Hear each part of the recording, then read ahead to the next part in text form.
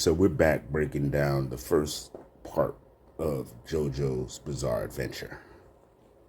So we find out that Dio Bravo is a extremely lecherous and scheming dude.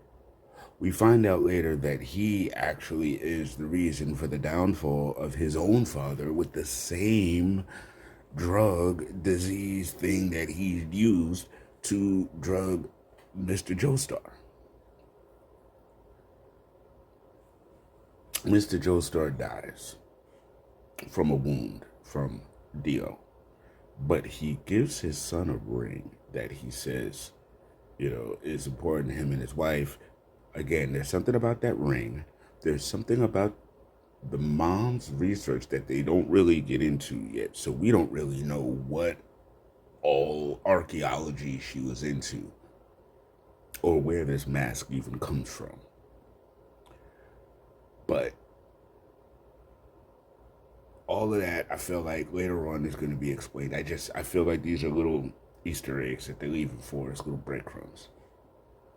So in him trying to research and discover this poison, he goes to like the worst part of the city and in London, and he ends up encountering a dude named Speedwagon who he bests, and Speedwagon is so impressed because, again, at the end of the day, Speedwagon and his friends were just going to rob the kid, but they end up getting their butt kicked, and he realizes, that dude could have killed us, and he didn't.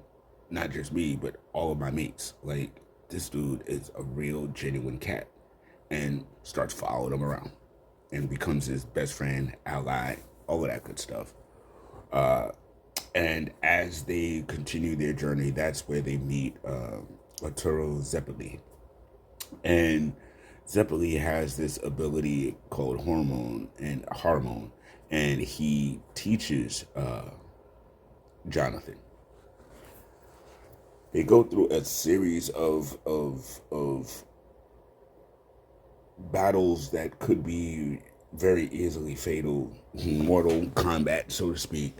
And unfortunately, at the very end, the last battle, Zeppeli does meet his maker. But then we find out about him and how long he's lived and everything that comes from the training of the hormone.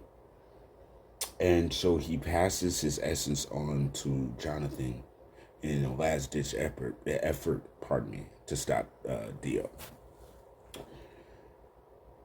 It works and it doesn't work. Dio has this underling that found his head and kept him alive.